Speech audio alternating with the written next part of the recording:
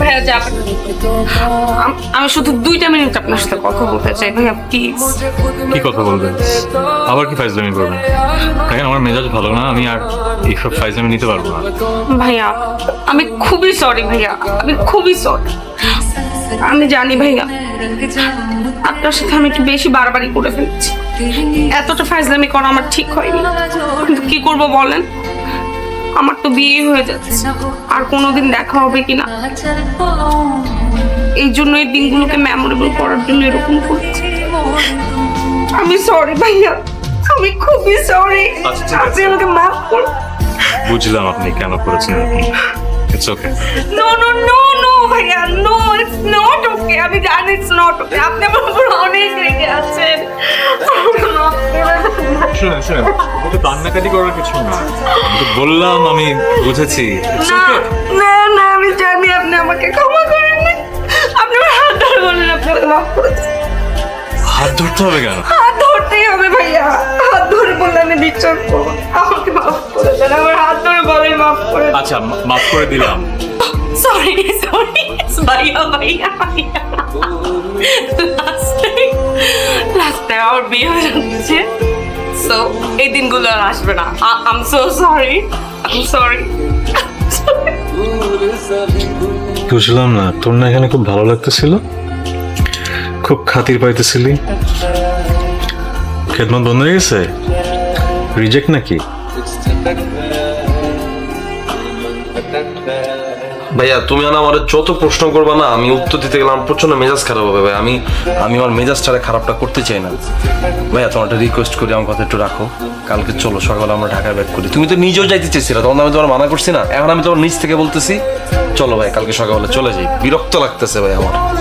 আমি কোথাও যাচ্ছি না রে, আমার তো ভালোই লাগতেছে, জায়গাটা যেরকম সুন্দর, মানুষগুলো কিন্তু অনেক সুন্দর।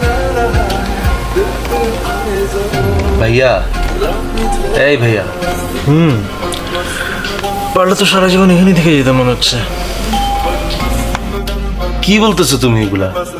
তুমি আমার দিকে তাকাও, আমি তোমার কাজিন আসিফ, আমি তোমাকে রিকোয়েস্ট করতেছি আমরা চলে যাব। যা। মানে তুমি আমারে বলতেছো চলে যেতে? বোরিং ফিল করবা না একা একা? না, করবো না, আমার সঙ্গ তোমার প্রয়োজন নাই? ভালো লাগতেছে যে। ভাইয়া আপনার কি মন খারাপ? না ঠিক আছে। তাহলে আমাকে দেখে না দেখার ভান করতেছেন কেন? দেখার জন্য তো কালকে তো ভিডিও কল দিছিলাম। আপনি জানেন না আমার পাশে আপু ঘুমায়, আপুর সামনে কি ফোন ধরবো?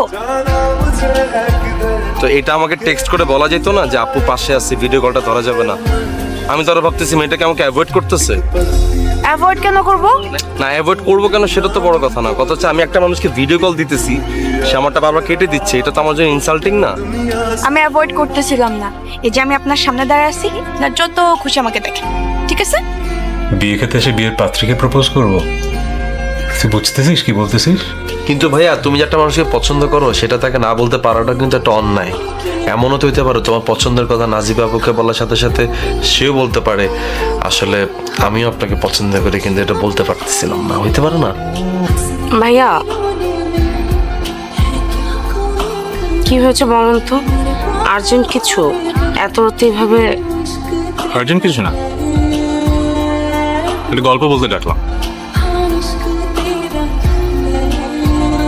যখন ক্লাস 8-এ পড়তাম, পাশের বাসায় একটা মেয়েকে পছন্দ হয়েছে। সরি, এবার মনে হয় এবার আর আগের মতো ভুল করবো না। যে কথাটা আজকে না বললে আমি রিগ্রেট করবো, সে কথাটা আমি আজকে বলবো। একজন মানুষ আছে যার কথা ভাবলে কেন জানি মনটা ভালো হয়ে যায়। কি ভাবছো আমি সিরিয়াসলি বলতেছি? তুমি একাই ফান করবা, আমি করব না। শোনো, it was definitely fun. এই লাস্ট কদিন না আমিও এনজয় করছি। ফার্স্ট একটু অকওয়ার্ড লাগতেছিল, বাট মনে হচ্ছিল যে বাইরে হয় না, বিদেশে ব্যাচেলারেট পার্টি করে, তুমি আমাকে নিয়ে ওই মজাটা করতেছো। আমি এত বোকা না।